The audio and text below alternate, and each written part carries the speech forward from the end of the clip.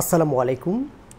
Intermediate accounting বই থেকে current liabilities and কন্টিজেন্সিস এই অধ্যায়ের আরেকটি গুরুত্বপূর্ণ প্রশ্ন নিয়ে আজকে আলোচনা করছি। On January 1, 2012, the ledger of Angel Software Company contained the following current liabilities account. 2012 সালের জানুয়ারি 1 তারিখে অ্যাঞ্জেল সফটওয়্যার কোম্পানির কিছু চলতি দায়ের হিসাব দেওয়া আছে।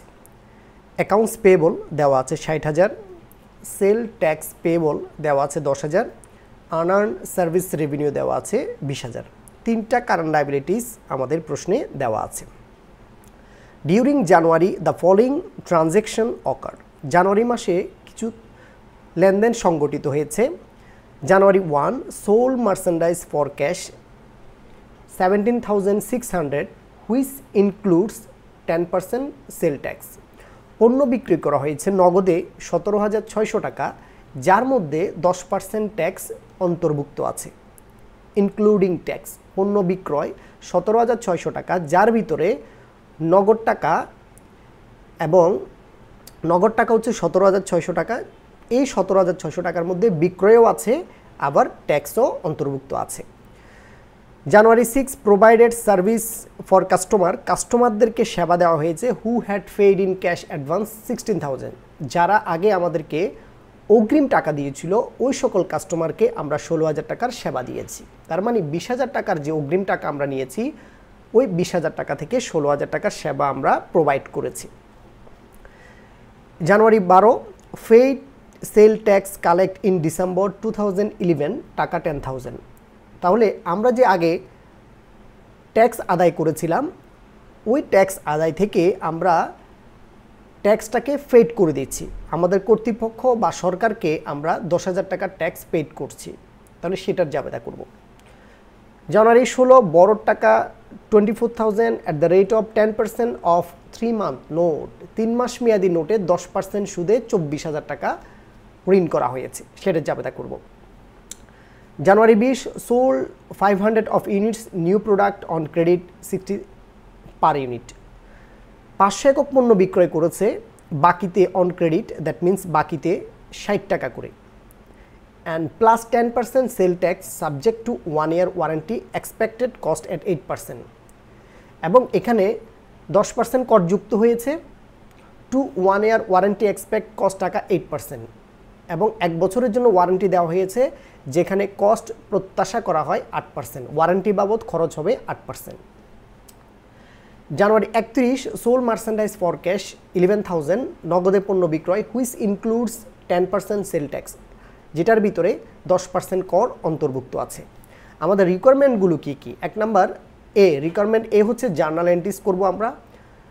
রিকোয়ারমেন্ট বি হচ্ছে adjusting entry 31/1/2012 for interest and warranty cost. আমরা 31শে জানুয়ারি 2012 সালের ইন্টারেস্ট এবং ওয়ারেন্টি কস্ট বাবদ সমন্বয় জাবেদা করব। Requirement C, show the current liabilities in balance sheet on 31/1/2012। 2012 সালের জানুয়ারি 31 তারিখের আমরা কারেন্ট লায়াবিলিটিসে কত টাকা ব্যালেন্স শিটে বসবে সেটা আমরা এখানে দেখাবো। তাহলে 3টা রিকোয়ারমেন্ট আমাদের, জার্নাল, অ্যাডজাস্টিং এবং কারেন্ট লায়াবিলিটিস। তো আমরা প্রথম থেকে শুরু করব জানুয়ারি 1 থেকে। সোল মার্চেন্ডাইজ ফর ক্যাশ, নগদে পণ্য বিক্রয় 17,600, হুইচ ইনক্লুডস 10% সেল ট্যাক্স। তো আমরা যদি পণ্য বিক্রি করি আমাদের জাবেদা হয় ক্যাশ ডেবিট, সেলস ক্রেডিট এবং সেল ট্যাক্স পেয়েবল ক্রেডিট হয়। তাহলে নগদে পণ্য বিক্রি করেছি, ক্যাশ টাকা পেয়েছি এবং বিক্রয় করেছি, আয় বেড়েছে এবং আমরা বিক্রয় করে ভ্যাট আদায় করব, ভ্যাটটা ক্রেডিটে দিব বা সেল ট্যাক্স পেয়েবল নামে আমরা এটা ক্রেডিটে দিলাম। আমাদের প্রশ্নে বলা হয়েছে ইনক্লুডিং সেল ট্যাক্স। যদি প্রশ্নে ইনক্লুডিং শব্দটা বলা থাকে তার মানে এই 17,600 টাকা এটার ভিতরে বিক্রয়ও আছে আবার ট্যাক্সও আছে, কিন্তু আইডেন্টিফাই করা নাই। তাহলে সেই ক্ষেত্রে বুঝতে হবে আমাদের মোট টাকাটা দেওয়া আছে। বিক্রয় এবং ট্যাক্স এই দুইটা ক্রেডিট আইটেম, এই দুইটা ক্রেডিটের যোগফলটাই মূলত 17,600 টাকা। তাহলে বুঝে নিতে হবে ক্যাশ টাকা দেওয়া আছে 17,600 টাকা। আর ইনক্লুডিং হলে সেক্ষেত্রে ট্যাক্স আমরা বের করব। এই 17,600 টাকাকে আমাদের 10% ট্যাক্সের কথা বলা হয়েছে, সেই জন্য আমরা দিব নিচে দিব 110, উপরে দিব গুণ 10। তাহলে 17,600 টাকাকে 110 দিয়ে ভাগ করব, 10 দিয়ে গুণ করব, তাহলে আমরা ট্যাক্সের টাকাটা এখানে পেয়ে যাব 1600 টাকা। এই ক্যাশের টাকা থেকে সেল ট্যাক্স পেয়েবলের টাকা 17,600 টাকা থেকে যদি 1600 টাকা মাইনাস করে দিই, তাহলে আমরা সেলসের টাকা পেয়ে যাব 16,000 টাকা। এভাবে আমরা সহজে করে ফেলতে পারি। তাহলে অন্তর্ভুক্ত ট্যাক্সের যে জাবেদা cash debit, sales credit, sale tax payable credit. 2 নম্বর প্রশ্ন, January 6 provided service for customer who had paid cash in advance. 20,000 টাকা আগে অগ্রিম নেওয়া হয়েছিল। এই 20,000 টাকার অগ্রিমের কিছু সার্ভিস এখন দেওয়া হয়েছে। প্রোভাইডেড সার্ভিস ফর কাস্টমার, কাস্টমারদেরকে সেবা দেওয়া হয়েছে 16,000 টাকা। তাহলে বুঝতে হবে অগ্রিম যে টাকাটা আমরা নিয়েছি ওই টাকা থেকে যখন সেবা দেওয়া হবে, ওই টাকার জন্য যখন সেবা দেওয়া হবে তখন আমাদের রেভিনিউ ইনক্রিজ হবে এবং আনআর্ন সার্ভিস রেভিনিউ ডিক্রিজ হবে। তাহলে এটার আমরা জাবেদা করব। আমাদের রেভিনিউ ইনক্রিজ হবে কারণ সেবা দিলে আয় বৃদ্ধি পায়, রেভিনিউ ইনক্রিজ হবে। 16,000 টাকা সেবা দেওয়া হয়েছে, এই 16,000 টাকা মূলত অগ্রিম টাকা নেওয়া হয়েছে, ওখান থেকেই মাইনাস যাবে, কারণ অগ্রিমের টাকা থেকেই মূলত আস্তে আস্তে সেবা দিলেই অগ্রিমটা আস্তে আস্তে কমে যাবে। সেই কারণে আমাদের আনআর্ন সার্ভিস রেভিনিউ কমবে 16,000 টাকা। কারণ 20,000 টাকার মধ্যে 16,000 টাকা যখন সেবা দেওয়া হয়ে গেছে, তাহলে আনআর্ন আর আমাদের 16,000 টাকা নেই। আনআর্ন সার্ভিস রেভিনিউ 16,000 টাকা কমবে, সেই কারণে আনআর্ন সার্ভিস রেভিনিউ আমরা ডেবিট করব 16,000 টাকা। আমাদের সেবা দেওয়ার সাথে সাথে আমাদের আয় বৃদ্ধি পাবে, সেই কারণে সার্ভিস রেভিনিউ ক্রেডিট করব 16,000 টাকা। এর পরবর্তী প্রশ্ন, জানুয়ারি 12 paid sell tax collect in December 2011 10,000। অর্থাৎ 2011 সালের ডিসেম্বর মাসে ট্যাক্স যেগুলো কালেক্ট করা হয়েছিল 10,000 টাকা, সেগুলো এখন পেইড করা হচ্ছে, সরকারকে পেইড করা হচ্ছে। তো ভ্যাট যদি বা ট্যাক্স যদি পেইড করা হয় তাহলে আমাদের লায়াবিলিটি ডিক্রিজ হয়, সেল ট্যাক্স পেবল আমাদের একটা দায় আমাদের ডিক্রিজ হবে, হ্রাস পাবে, সেই কারণে ডেবিট হবে। আবার ক্যাশ টাকা দিয়ে আমরা এটা পেইড করব, আমাদের নগদ টাকা কমবে, ক্যাশ ক্রেডিট হবে। তাহলে 10,000 টাকা আমরা সেল ট্যাক্স পেবল পেইড করলাম, এই জন্য debit 10,000, ক্রেডিটেও 10,000। Sell tax payable debit, cash credit. পরবর্তী প্রশ্ন, 16 জানুয়ারি বোরো টাকা 24,000 at the rate of 10% of 3 month note. 3 মাস মেয়াদি নোটের 10% সুদে 24,000 টাকা ধার করা হয়েছে। তাহলে আমরা যে নোট ইস্যু করব সেটার জাবেদা আমরা জার্নাল এন্ট্রিতে দিব, আর সুদের জাবেদাটা আমরা অ্যাডজাস্টিংয়ে দিব। সুদের জাবেদা মূলত সমন্বয় জাবেদা, আর নোট ইস্যুর জাবেদা হচ্ছে জার্নাল সাধারণ জাবেদা। তাহলে সাধারণ জাবেদায় আমরা দিব, আমরা নোট ইস্যু করেছি, নোটের মাধ্যমে টাকা সংগ্রহ করেছি, ক্যাশ ডেবিট হবে, টাকা আসবে আমাদের, এই কারণে আমরা ক্যাশ ডেবিট করব। ক্যাশ ডেবিট এবং নোটস পেবলের মাধ্যমে টাকা সংগ্রহ করব, তাই আমাদের দায় ইনক্রিজ হবে, আমাদের নোটস পেবল ক্রেডিট হবে। Cash debit, notes payable credit, 24,000 টাকা আমরা ঋণ করেছি, 24,000 টাকা ডেবিট, 24,000 টাকা ক্রেডিট।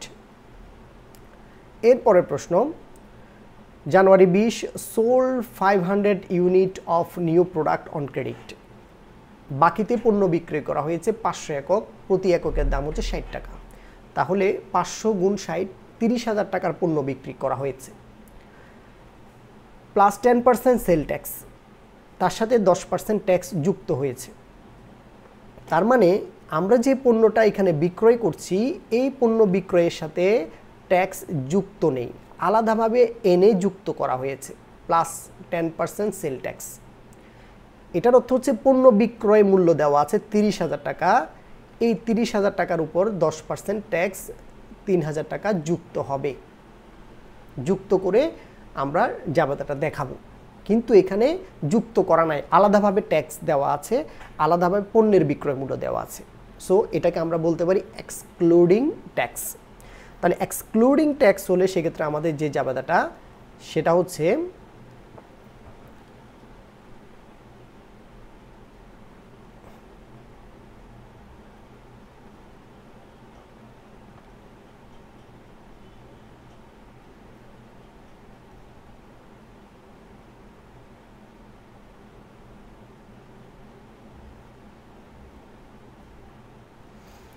এক্সক্লুডিং ট্যাক্সের জন্য আমাদের যে জাবেদাটা সেটা হচ্ছে আমরা বাকিতে পণ্য বিক্রয় করেছি জানুয়ারি 20 তারিখে, অ্যাকাউন্টস রিসিভেবল ডেবিট হবে, সেলস ক্রেডিট হবে এবং সেল ট্যাক্স পেবল ক্রেডিট হবে। বাকিতে বিক্রি করার কারণে অন ক্রেডিট শব্দটা বলার কারণে অ্যাকাউন্টস রিসিভেবল আমরা লিখব, আর বিক্রয় করেছি যখন আয় বৃদ্ধি পেয়েছে আমরা বিক্রয়টা লিখব এবং সেল ট্যাক্স পেবল ক্রেডিট দায় ক্রেডিট লিখব।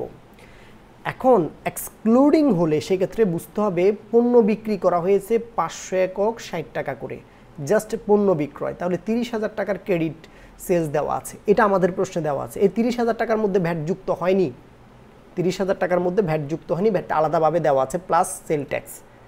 সো এই ক্ষেত্রে আমরা বিক্রয়ের টাকাটা পাচ্ছি, এক্সক্লুডিংয়ে সবসময় আমরা বিক্রয় এই টাকাটা পেয়ে যাব।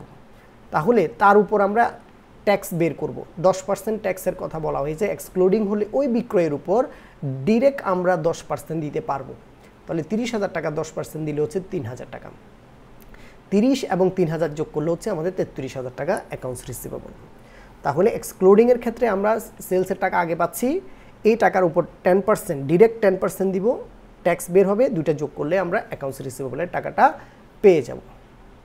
আমাদের পরবর্তী প্রশ্ন, January 31, sold merchandise for cash 11,000 which includes 10% sale tax. 11,000 টাকার পণ্য বিক্রয় নগদে যার মধ্যে 10% ট্যাক্স ইনক্লুড করা আছে, যুক্ত হয়েছে। এই 11,000 টাকার মধ্যেই মূলত আমাদের ট্যাক্স, আমাদের পণ্যের বিক্রয় মূল্য দুইটি এখানে আছে। তাহলে বিক্রয় কত, ট্যাক্স কত আমি এখন আলাদা করতে পারিনি, তাহলে এটা হচ্ছে ইনক্লুডিং।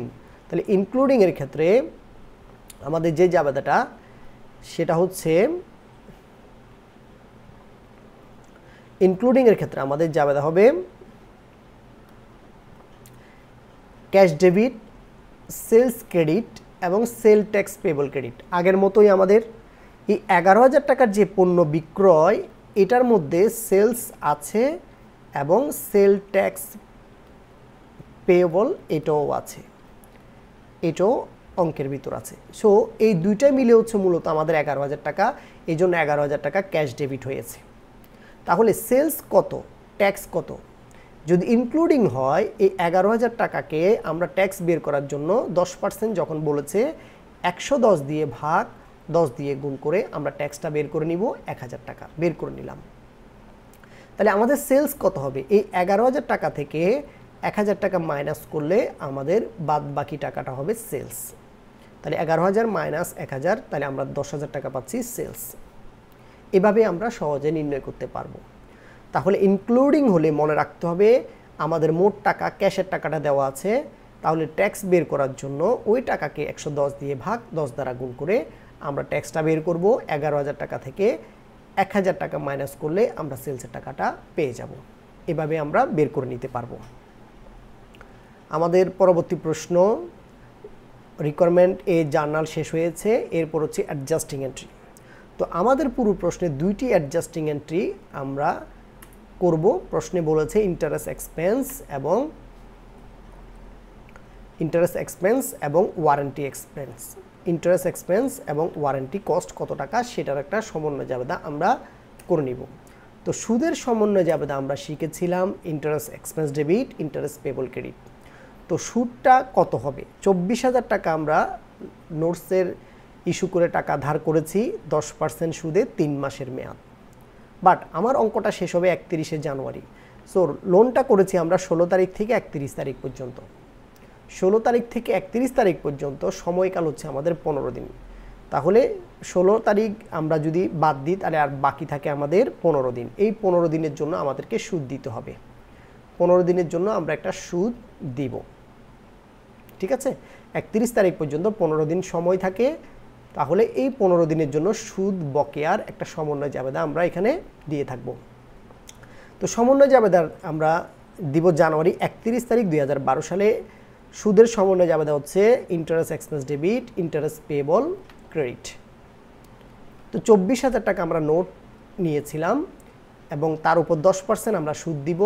তাহলে পার্সেন্ট করলে অঙ্কটা চলে গেছে আমাদের বছরে, আর অঙ্কটা ডেতে আছে। 15 দিনের হিসাব যখন আমরা করব, আর অ্যাকাউন্টিং ইয়ারটাকে আমরা 360 দিন হিসাবে ধরে, তাহলে 10% এক বছরও আছে, এক বছরকে আমরা 360 দিন ধরে নিলাম এবং 15 দিনের সুদ সমন্বয় করব, তাহলে 15 দিয়ে আমরা গুণ করব।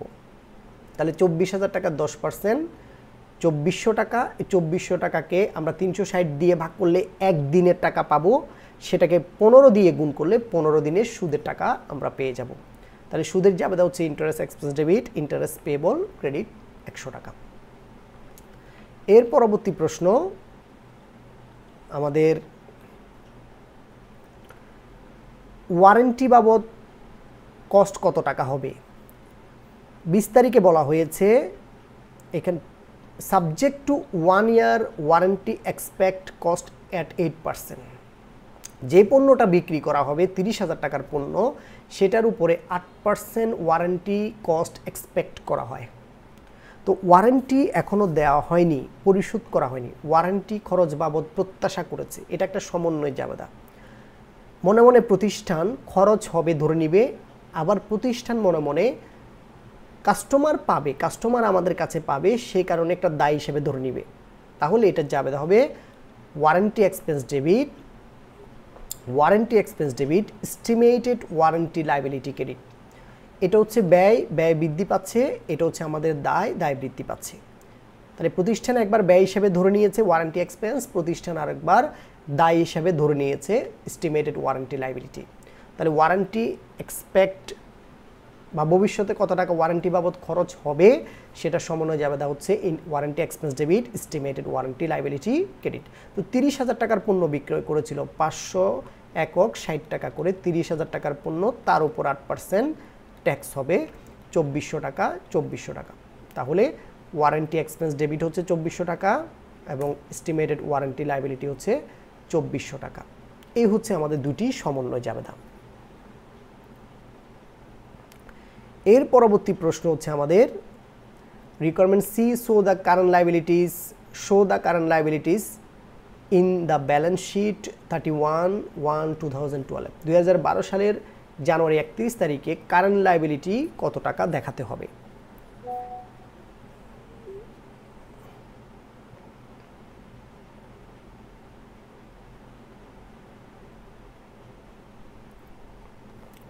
তাহলে আমাদের প্রশ্নে কয়টা কারেন্ট লায়াবিলিটি আছে আগে আমরা আইডেন্টিফাই করব। আমাদের প্রশ্নে আগের কারেন্ট লায়াবিলিটি ছিল accounts payable, sell tax payable এবং আনআর্ন রেভিনিউ। 3টা কারেন্ট লায়াবিলিটি আমাদের প্রশ্নে আগে ছিল। এই 3টা কারেন্ট লায়াবিলিটি আমরা আগে দেখাবো। তাহলে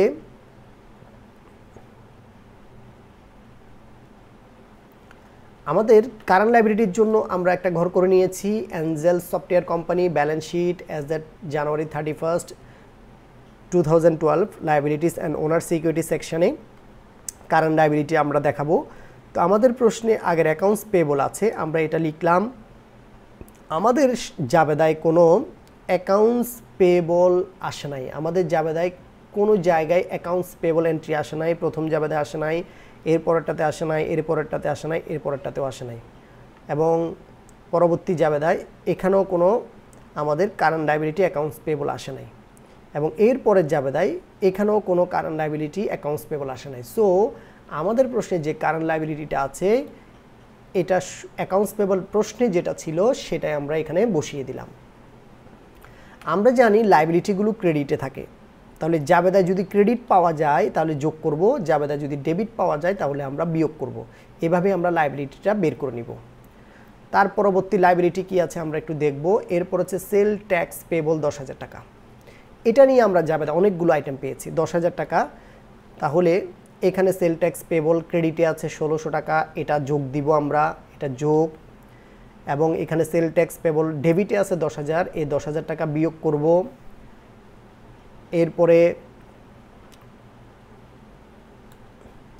এরপরে আমাদের সেল ট্যাক্স পেয়েবল, এখানে সেল ট্যাক্স পেয়েবল আছে ক্রেডিটে 3,000, এটা আমরা যোগ দিব। এখানে সেল ট্যাক্স পেয়েবল আছে ক্রেডিটে 1,000, এটা আমরা যোগ দিব। তাহলে এই আইটেমগুলো আমরা এখানে করে নিব, ঠিক আছে। তাহলে আমরা এই যে সেল ট্যাক্স পেয়েবল আমাদের আগের ছিল 10,000, ক্রেডিটে আমরা পেয়েছিলাম 16,000, ডেবিটে আমরা পেয়েছিলাম 10,000 মাইনাস করেছি, ক্রেডিটে পেয়েছিলাম 3,000 যোগ করেছি, আবার ক্রেডিটে পেয়েছিলাম আমরা 1,000 যোগ করেছি। তার মানে এই ক্রেডিটগুলো যোগ ডেবিটটা বিয়োগ করলে আমরা সেল ট্যাক্স পেয়েবলের টাকাটা পেয়ে যাব। আগের টাকার সাথে জাবেদার টাকাগুলো যোগ বিয়োগ করব, 5,600 টাকা পাচ্ছি। এরপর হচ্ছে আনআর্ন সার্ভিস রেভিনিউ 20,000। এখান থেকে আমাদের আনআর্ন সার্ভিস রেভিনিউ জাবেদা হয়েছে একটা ডেবিট 16,000, এটা আমরা মাইনাস করে দিব। আর কোনো জাবেদা আমাদের আনআর্ন ছিল না। তাহলে এই 20,000 টাকা থেকে আমরা 16,000 টাকা মাইনাস করলে আনআর্ন সার্ভিস রেভিনিউ থাকে 4,000।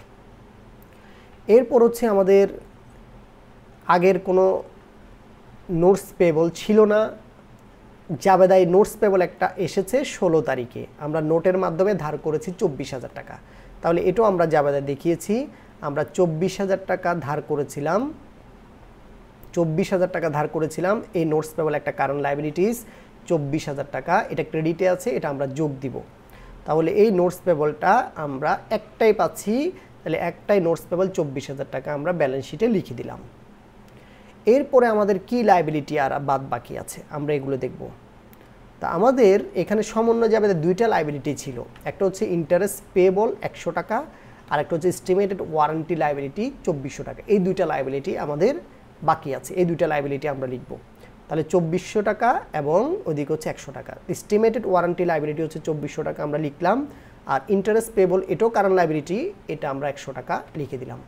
এই লায়াবিলিটিগুলো সব যোগ করে দিলে আমরা পাচ্ছি টোটাল কারেন্ট লায়াবিলিটিস। তাহলে প্রথমে আমরা অ্যাকাউন্টস পেবল লিখলাম, এটার কোনো জাবেদা ছিল না। সেল ট্যাক্স পেবলের সর্বোচ্চ জাবেদা ছিল, আমরা ক্রেডিটগুলো যোগ করেছি, ডেবিটটা বিয়োগ করে বের করেছি। আনআর্ন সার্ভিস রেভিনিউ ক্রেডিট ডেবিটটা আমরা বিয়োগ করে বের করেছি। নোটস পেবলের শুধুমাত্র জাবেদায় ছিল, এস্টিমেটেড লায়াবিলিটি শুধুমাত্র জাবেদায় ছিল, ইন্টারেস্ট পেবল শুধুমাত্র জাবেদায় ছিল। এগুলো যোগ করে আমরা বসিয়ে দিয়েছি, টোটাল কারেন্ট লায়াবিলিটিস আমরা পেয়ে গেছি। তো এই প্রশ্নে 3টা রিকোয়ারমেন্ট চেয়েছে, আমরা 3টা রিকোয়ারমেন্ট করেছি, জার্নাল করেছি, অ্যাডজাস্টিং এন্ট্রি করেছি এবং current liabilities in the balance sheet, balance শিটে কারেন্ট লায়াবিলিটিসটা আমরা দেখিয়ে দিয়েছি। তো এই ছিল আজকের প্রশ্ন। এই প্রশ্নটা খুবই গুরুত্বপূর্ণ, পরীক্ষায় আসার মতো অঙ্ক, তোমরা এটাকে ভালো করে করবা। এই ধরনের অঙ্ক তোমাদের বইয়ে অনেক আছে, সেগুলো প্র্যাকটিস করবা এটার মতো করে। তো ধন্যবাদ সাথে থাকার জন্য। আসসালামু আলাইকুম ওয়া রাহমাতুল্লাহ।